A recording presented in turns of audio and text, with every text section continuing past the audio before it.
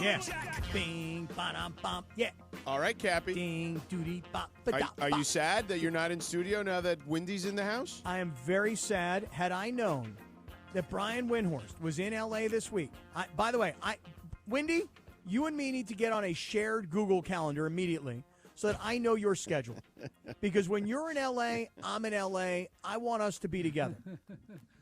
You clearly didn't watch the NBA today. That is true. I missed it. That is true. Sorry. Well, listen, Christmas Day. Just kidding. I won't be here. Will you be on the road Christmas Day? No. I graduated from that. I've graduated from having to go cover the games, but I haven't graduated to being on the broadcast. Right. So I'm sort of in this happy medium. It's a nice in between. Yeah, they leave me alone. Yeah. Yeah. Well, George, you're going to be working Christmas Day. I will be with with Wendy's podcast partner, one of them, Tim McMahon in Dallas. He covers the Dallas Mavericks. So there you have it. By the way, make sure you check out the Hoop Collective podcast. It comes out 2 times a week. 3 times. 3 times a week. Look at that. Yeah. 3 Monday, times. Wednesday, Friday. There you go. Monday, Wednesday, Friday. Subscribe, rate, review. The best NBA podcast, in my opinion, that we've got going, and you got to listen to it. There's always great information. A fun banter, I would call it, between the 3 of you mostly. Sometimes it crosses over into a little bit of rawness. Yeah. You know, it's good we're not in the same room.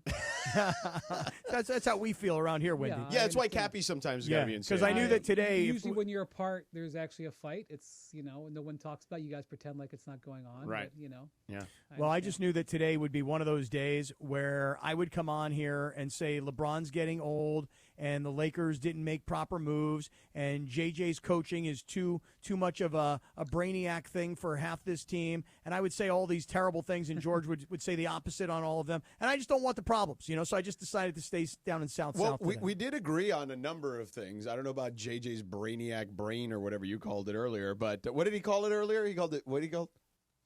I got to listen back. He's a brainy basketball man. Brainy basketball man. Yes, right. He called him a brainy basketball man. Right. Well, we'll see if that continues to be the case. If the message doesn't get through, what do you make of what the hell's going on with the Lakers? Look, they're the 27th ranked defense. Okay, that is automatically going to present a problem because that means you have no margin for error, especially on the road. So they are, in general, I'm not talking about individual games that you might have during the course of the season. You are going to have difficulty having success on the road when you can't defend. And so that's one thing. Let's set that aside. Let's remember that. They're not a good defensive team. They're not a good defensive team because they don't have players that are good defenders. And some of their guys who used to be good two-way defenders, including LeBron, aren't good two-way defenders anymore. Most nights he's not good on defense. Okay. Now, let's have something else. This year, JJ's made a decision, you can call it brainiac or whatever, that they are going to play through Anthony Davis more, okay? This is the basis of why they started 10-4. This is the basis of why AD was being discussed as an MVP candidate through the first month of the season. He's averaging 30 and 10. It's all good. But that decision had slowed their offense down. Last year, they were up-tempo offense. They have been for several years. This is, going back to Frank Vogel, going back to Luke Walton. Right. They wanted to play up-tempo offense. They've routinely been a top 10. Now, last year, they were a top 5 in terms of speed. They would get baskets running the court. Okay. This year, as part of playing through AD, they've slowed down. They've gone from being the 4th fastest team to the 19th fastest. We'd call it the 11th slowest. So they've basically slowed way down. Okay. So they don't defend and they play much slower. So that means when AD struggles, the impact is greater because they're not going to get as many easy baskets in transition. I'm not even disputing that is not a good decision by JJ to go play slow. But I'm telling you what's going to happen. When AD struggles, you're going to feel it more, okay? Now, when you play out of the half court more, when you have less transition baskets that LeBron can get out and run, you're going to rely on LeBron in the half court more. What happens when LeBron is in the half court? He's been taking more threes. Right. He takes more threes in the half court because he's not as physically able to create shots in the half court as he was 5-7 years ago. LeBron knows this. It's not a disputable fact. That's why LeBron is shooting more three-pointers. So you get LeBron into a slump and AD into a slump at the same time. You have no defense to rely on because they can't give you margin for error. You're playing on the road. You have blowout losses. Now, That formula is going to lead to more of these. This is what, by the way, I think the Lakers have 4 losses by 25 or more this year. Yesterday, by the way, the 8th worst loss in their franchise history. That's unbelievable. And by point differential. And it was a disgusting performance. Look, okay, so that I'm talking about schematically where they get into that. Right. As of yesterday's game, and it's in and of itself, their defensive effort was obviously disgusting. Yeah. Tyler Hero was walking into 3-pointers. There's all kinds of stats we've been talking about on ESPN today. The average shot, averaged open shots for their 3-pointers was 5.5 feet. Can you just say that one more time, Wendy? Yeah, their average open space on the 3-pointers was I think 5.6. Right, which is wide open. What do you guys attribute that to? Because earlier we were having this conversation about effort, and I was saying that, even if there was anybody close to Tyler Hero, nobody was putting a hand in his face, nobody was jumping up to try and block a shot or to even take him off course. But that number that you just said, I've never heard that before. That's fascinating to me. I believe it was the largest in the NBA this season, but don't hold me to that because there may be some asterisks and qualifications on there. But regardless of what the actual metric said, if you watch the game, in that third quarter when Tyler Hero just destroyed them, I think he had 7 threes in the third. Was it just in the third, George? Yes. Yeah, 7 threes. Go back and watch him. I think 5 of them were completely uncontested. Mm-hmm. Yeah, and one of them was Max Christie on him. I'm like, what's he doing? Yeah. So that doesn't, that they've got some schematic changes doesn't excuse the way they were defending yesterday, which is why JJ comes into the post game and talks about accountability. So they've obviously got to play a lot harder than they have been, but they are prone to getting blown out. They're going to continue to get blown out because they're not a good defensive team, and that's going to bite them. Look, they're 12-10. That's about who they are. Right. They're not 10-4. That's not who they are either, and they're not the team that's gotten blown out the last 2 games. That's not who they are either. They're somewhere in between. So, look, they're a play-in team. They were a play-in team last year. They were a play-in team the year before. They're going to be a play-in team in all probability this year. Wow, that is hard to hear, and yet at the same time, I don't know why any of us, myself primarily included, would have thought different, especially given what LeBron and AD had to do this past summer, going and winning Olympic gold. I'll tell you why. You got fooled into the 10-4 start. We thought and they'll have other stretches where they may win 10 or 14. Oh, no doubt. Yeah. And again, we heard it from the beginning, right? From the beginning of the first day at training camp and media availability, whatever it was, every player to a man talked about the organization and how they're all on the same page. And, they stressed that part of the conversation. That's all true. That's all could be true. Right? Yeah. But at the end of the day, though, and this is how I look at the season, you got to look at it in quarters. And I think around the 20-game mark, most coaches are done kind of fiddling around. They've kind of started to figure out their rotations. And that next set of 20 games, that to me, at least in my opinion, is generally where we see what your team is made of, that 20 to 40 range. Let's just have real talk, okay? Yeah, real talk. Let's go back to the conference finals, okay? Great run, ran into the buzzsaw. Okay. In the summer, they signed Rui Hachimura. What was that? $60 million, I want to say. 15 and change a year. How's it going? Not good. Not good at all. I mean, he's been hurt a lot, and then when he isn't hurt, he hasn't played very well. They signed Jared Vanderbilt. I believe that was 4-48. How's that working? Disaster. No, he's injured. He's played 29 games since I signed that contract. I'm not pointing any fingers, but it hasn't worked out. Gabe Vincent. Terrible. Also been injured, not worked out. Right. Christian Wood. Terrible. Okay. This last offseason, they elected not to sign Spencer Dinwiddie. They could use him. Sure. Okay. I don't know if you're watching how he's doing in Dallas. He's doing well. Yep. They elected not to sign Torian Prince. By the way, just to backtrack on that for a second, when he came here for nothing, right? Yeah. Basically, he was crawling over broken glass to get here. Correct. And everybody was like, "Oh my God, this is going to be great for them," especially if you could keep him. And they just let him go. Okay. Torian Prince. Was Torian Prince's contributions last year or Max Christie's contributions? Oh, Torian Prince is more ready to play regular minutes right now, for sure.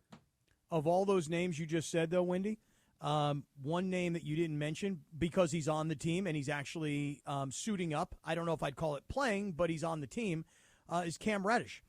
Last night, 0 for 3 from the field, 0 for 2 from three-point range. 15 minutes, 0 points. I mean, you're just not getting anything out of that guy. So, Right, of but- all the names Yeah, you they mentioned, defend- They a did little sign bit. Cam Reddish that last summer. That's right. You're correct. You're right, Cap. I'm just saying, like, and I'm not even saying I'm not saying incompetence. I'm just saying, like, all of those free agent moves, none of them have worked. right? You know, like everybody. I mean, Red Auerbach screwed up transactions, right? Sure. Pat Riley screws up transactions. I'm not saying they should bat 1,000. I'm just saying, like, the transactions that they have made have not worked, and obviously they have not. They elected not to make a trade. By the way, the Connect pick, very good pick, helped them, but not an impact player over the course of 82. Right. You know, maybe he'll help him in a dozen, 15, 18 games. That'd be great. That, by the way, for a rookie in this class, that's awesome.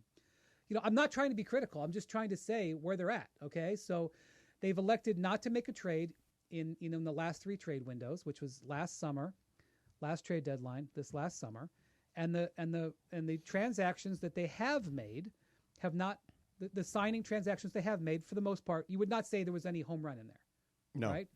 And again, some of them injuries, like you can't predict the Jared Vanderbilt injury situation. Like it's not anybody's fault. It just hasn't worked out. But the reason you feel that more is because the other things haven't worked out as well. And so what you have here is you have a team that's 27th in defense. They're 27th in defense after 22 games. Like, you know, JJ can change the lineup a little bit. And by the way, if Jared Vanderbilt was healthy and he was playing tomorrow, it's not like they're going to be 5th. Right. He obviously would make a difference. Right. 'cause Maybe obviously they're his closer energy- middle of the pack, right? Yes, and maybe he would help them a little bit. But let's just be honest. Right. I mean, and we've seen this roster now for a year and a half. They've never been great defensively. So, I mean, I'm just trying to lay out where the team is. Right. They could. LeBron had been red hot before from 3. That could happen again. AD, I see no reason why he's not going to go back to averaging 30 and 10. I think he's gonna. And they're going to win more games. They're going to come play home where defense isn't as important, and they're going to win a bunch of games here. So, like, I don't want to put them down. I'm just trying to give you an assessment of where they are. This is just right. We're having a real conversation about the state of the Lakers, and we'll continue to do so with Brian Windhorst here in just a second. Thank you for hanging out for a second. This is commercial free, except for live reads, baby. Right. Cappy, tell him about your boy Abner Gat before we continue this conversation with Windy. Yeah, and Wendy, I love what you're saying. You know, it's not a criticism. It's just things haven't worked out. Well, sometimes that's what happens in real life too. You know, sometimes you find yourself at home and then a pipe bursts from underneath your house. I've been there, buddy. Oh, and dude, you got a major flood on your hands, right? And Wendy, here's what happens. You know, you call your homeowner's insurance company, and you've got literally, I mean, thousands and thousands of dollars worth of damage in your home It's because happened. the carpets have to be replaced, the floors have Happened. to be replaced, right? The Yep. cabinets have to be replaced, and the I homeowner's avoided insurance that, company. thank God. Oh goodness, the homeowner's insurance company, they come out, they don't want to give you all the money. They want to try and give you as little as possible. This is why you call Avner Gat.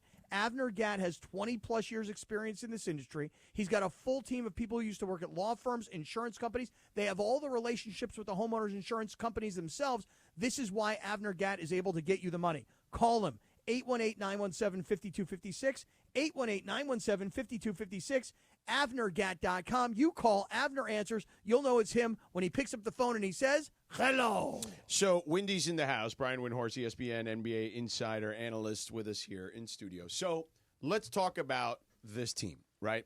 And we've already outlined the things that have not gone well, that have not worked out for one reason or another. So, the question is, what is the path now from here? Like, what can they do anything? Does D'Angelo Russell have any value? Does Rui Hachimura have any value? We know Austin Reeves has value, but they clearly want to keep By the way, him. it would be helpful when he comes back. too. Right. Yeah. Yeah. So what is the path here, and what is the value of some of these players if they do want to change the roster a little bit? Well, I know that you've heard a lot of people say that they need to find a center, an athlete center.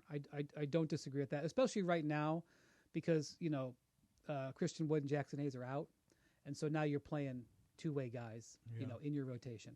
Look, any team in the league loses 2 players at a position, they're gonna feel a pinch. I agree that they need to find an athlete center. However, I don't think it's the only thing that they need. I think they actually probably need to make 2 transactions. They need an athlete guard. They need a guard because their guards are a little bit mismatched. Like a DeJounte Murray? I mean, that would have been an interesting player. I don't know if you needed exactly that, but there was a reason why they went down that path. But, you need somebody who can defend on the perimeter. That's really, I honestly believe that defense on the perimeter is their number one need. Mm-hmm. But I can certainly understand why Anthony Davis would love some athletic, upgraded help. I think they need to make both types of deals because I think if you look at their guards, a lot of their guards are kind of the same. They kind of need the ball, and they kind of are sort of shoot first players. And that's one of the reasons why Connect feels so good because he doesn't need the ball. Right. If Connect could defend, he'd be the ideal player. Of course, if Connect could defend, you wouldn't have got him the 17th pick. Right. So I think they need to make two moves. And of course, now you're going to say, well, who's that going to be? Well, I don't have a list right here, but if you had to list the players who have value on the Lakers, you'd start with Austin Reeves because of his ability and because of his contract and because of his age. And if you trade Austin Reeves for a guard, it better be a guard that's better than Austin Reeves, or you haven't upgraded. And that's kind of the problem, And so, I don't think D'Angelo Russell's value is that high. I think they could trade him, but again, you got to find a guy who you would be a definite upgrade. And Rob Pelinka has openly said he's had trouble finding that. Right. And he is right about it takes two to tango or whatever it is that he says. Of course. Yeah. I just want Wendy, tell me this. When you say an athletic center and you say, it's not like I'm sitting here with a big board in front of me of every center in the league, but if you could say, this is the type of guy, here's three names of who I'm thinking about. You know what I mean? Just so we all understand. A guy that gets floated around is Jonas Valanciunas. I don't know if I look at him as an athletic center, he's definitely not an though. athletic center. By the way, if they got Jonas Valanciunas, it would help him. Yes. Don't get me wrong. Bobby Marks today on TV floated a trade, which was Jonas Valanciunas for Gabe Vincent. That trade works financially, but it doesn't make sense really for the Wizards. What are they getting out of it? They don't need guards like Gabe Vincent. They have young guards that they're playing right now, and they're losing. They're tanking. You'd have to incentivize that deal a little bit, which we would do with the draft compensation. And considering that Valanciunas has multiple years on his contract, I'm not really interested in using a pick there. So right.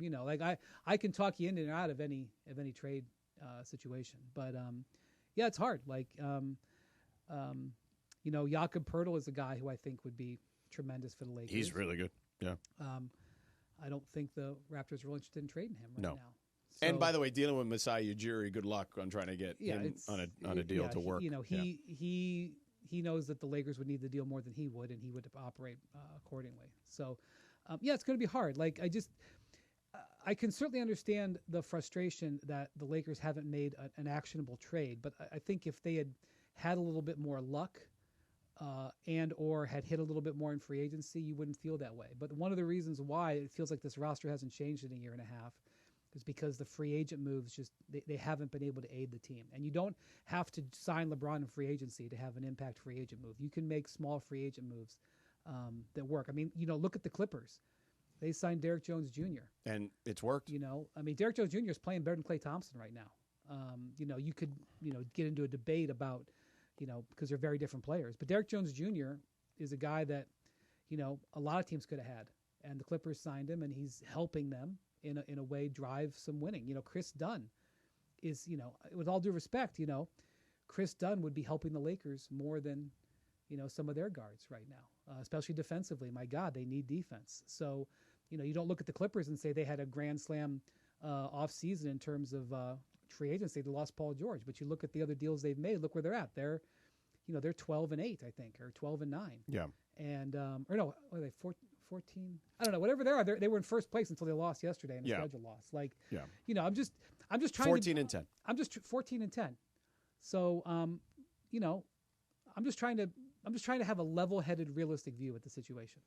Yeah, I think ultimately you look at a team like that, and by the way, they don't even have the luxury of the assets that the Lakers have to potentially flow. I mean, the Clippers have nothing to give to anybody, so their only way to attract people is via trade, or if you can do it without the assets, or eventually in free agency if they clear the decks. Yeah, I mean, the Clippers are starting to clear their decks, and when it's all said and done, the Lakers will finish ahead of the Clippers this year, I believe. Yeah. Oh, yeah. Unless you have some stuff that you can't foresee. The Lakers are in better shape, but also neither team has their first-round pick this year. Right. And by the way, it's kind of a big game tomorrow for the Hawks. The Hawks have the Lakers pick. The Hawks get 2 chances to try to push the Lakers down a little bit. So, I'm not sure it's a bigger game for the Hawks than the NBA Cup game they have in New York next week. But, the Hawks have won 5 in a row, and they are certainly aware that they've got the Lakers pick. So it's kind of like when Oklahoma City plays the Clippers. There's a couple of things on the line in that type of game. Yeah. Cappy? I just don't think the Lakers are really committed to playing to win a championship. And George and I have this argument all the time. He says, well, when you're the Lakers and you've got 17, you go out there and everything you do is to win a championship. Well, no. What I say is the expectation from your somewhat irrational yet lovable fan base is that it's supposed to be a championship every year. Yeah, and what I think is that if you're the Lakers, you don't have to win a championship. In other words, you are going to sell out seats every night, every time there's a game, and everywhere you go, fans are going to want to come see LeBron James. And my point is that the Lakers are in the entertainment industry right now. They're not in the championship pursuit industry right now. Wendy, maybe you think I'm out of my mind, but that's just the way I see it. I don't have a dispute for that statement. Look, I think if you look at LeBron, now the one of the most fascinating stories of last season was the story about the Warriors calling the Lakers at the trade deadline and asking about trading for LeBron. That was a fascinating moment. The Warriors don't do that unless they thought there was a real possibility that LeBron would want to go and that the Lakers would trade him. LeBron said no. But the Lakers, from what I understand, the Lakers came to him. Is this what you really want? Right. Let's be honest, Draymond Green plays for the Warriors. I think Draymond has an idea of where LeBron is, mentally. And then in the offseason, LeBron was a free agent, unrestricted free agent. He could have gone anywhere. He openly told the Lakers, if you can get these certain players, I'll take less money. The Lakers were unable to do that. And LeBron re-signed. And his son is here, and the coach that he preferred is on the bench. When LeBron re-signed, he knew the Lakers hadn't improved their roster. Right. He bypassed going to the Warriors last year. He bypassed going anywhere this summer. He wasn't like he was stuck in the contract. He was willing to take less money. If he was willing to take less money, he could have gone to a lot of places and gotten less money, right? So I have to assume that goes both ways, Cap. Yeah, right. If the Lakers feel that way, I think, how am I not to, actions over words? Doesn't LeBron feel the same way? Isn't LeBron apparently okay with this? And I'm not saying that he doesn't feel frustrated on a daily basis. I'm not saying he was in a good mood last night. I'm not saying he doesn't want the Lakers to trade the picks that they've got to try to get a star player in the next couple of months. Those aren't mutually exclusive, but LeBron has, with his actions, made it clear he's okay with what the Lakers are doing. Right, and make sure you repeat that last part about he would want them to trade the picks, because Cappy's only going to remember the other stuff you just said. Because it was really good. Well, I'm just, of course LeBron, just because he signed to a team that doesn't have a third superstar doesn't mean that he doesn't want a third superstar. Right. I'm sure he does. He would love, LeBron's out there working every day. Oh, yeah. I'm sure LeBron expects Rob Pelinka to be out there working every day. But again, he re-signed back into this team, knowing what this team was. Right. So LeBron's position isn't. Oh, you know what you signed up for, Absolutely. literally. Yes. Well, but I think you made a point, which is that he re-signed with the Lakers and took a little bit less money to get what he wanted, and what he wanted was Bronny to play for the Lakers. Yes, but when he re-signed, Bronny was already here. They had already drafted him. Right. They did that to accommodate him, no? Yes, of course. It was a goodwill gesture, and I think it was a smart goodwill gesture. I'm just saying, you're presenting a case like the Lakers are like, look, we don't have a great team. We have a good team. We're going to give you 41 exciting nights at Crypto. LeBron's going to play in a lot, if not all of the games. We're going to have multiple star players. It's going to be awesome. They're going to have a lot of good nights, and they're probably going to be home by sometime in May. And like, they couldn't come out and announce that, but like, if you again look at their team, that would be a fair assessment of it. And LeBron looked at the team and said, "Okay, I'll sign for multiple years." I think that's phenomenal analysis. I've been trying to tell Sedano this for months, but he don't listen to me. Okay, I guess. I mean, George, everything that Brian Windhorst just said, Yes. in a beautiful, calm tone, Yeah. I've said the exact same thing. Right. Just not as phenomenally and not as beautifully. Correct. Clearly not. Correct. And clearly Yes. not in Correct. a good tone. I know, Right. and maybe if I In a slowed down, condescending tone, probably. right? If I slowed down, and I was calmer, then maybe everything you just said would have actually resonated. But my pushback on all of it is what Brian also just said, which is, yes, it doesn't mean that that's in a vacuum. You know what I'm saying? Like that he doesn't want them to try to win. Right. You know what I mean? Like those things he said it are not mutually exclusive. And that's where we lose you, Cappy. Yeah, but you know what? One thing you did say, though, Brian, is that LeBron would like to have another superstar. I actually didn't know a few weeks ago, like, hey, do they need to make a move? Do they need a third superstar? Now that I see what's going on with this team over the last, call it 6, 7, 8 games, I do believe they need a third superstar. And you know what that third superstar needs to be, Brian? What's that? Needs to be the number one.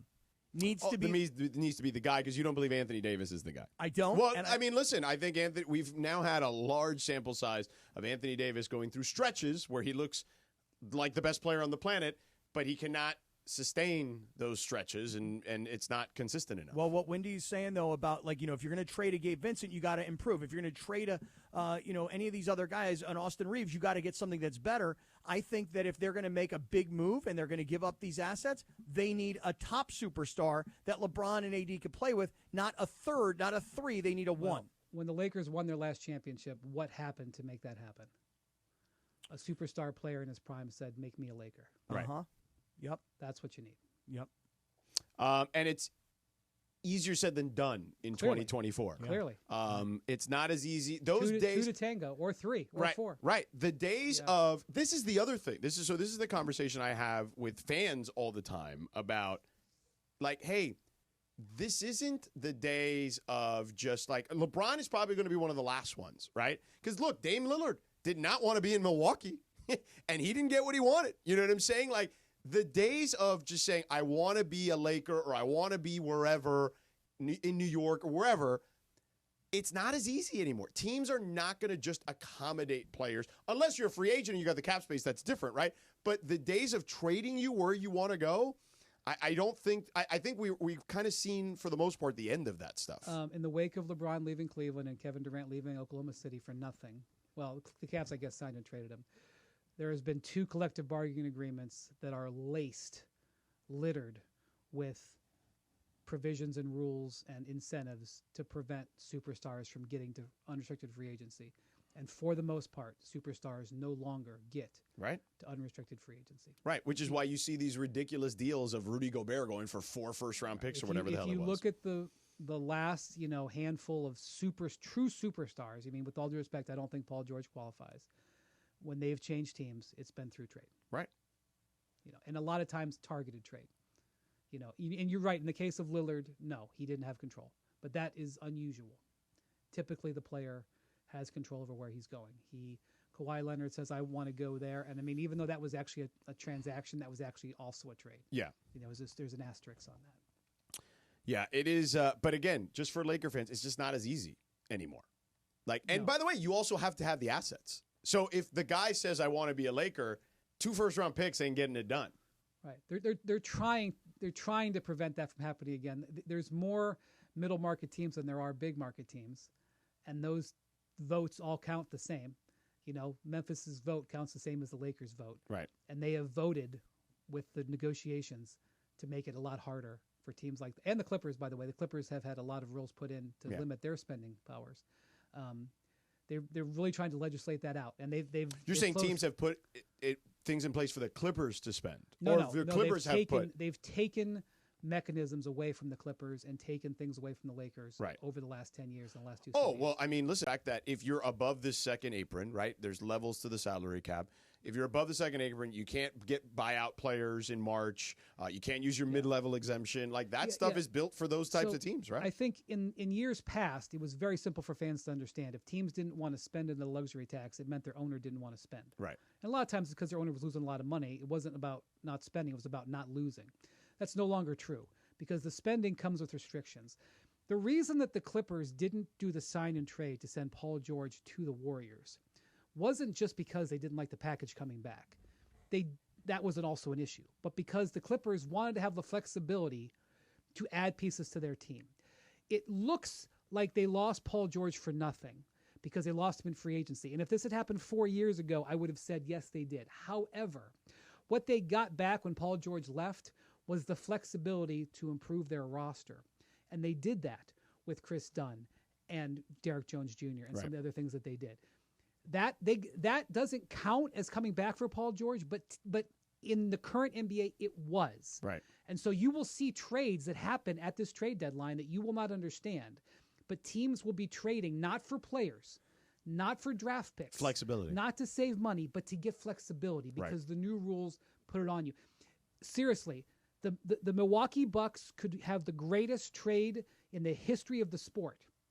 They wouldn't be allowed to do it right now because they're in the second apron and they can't aggregate players and they can't do anything. They have locks on their wrists, and that is something that is a reality in the current trade market.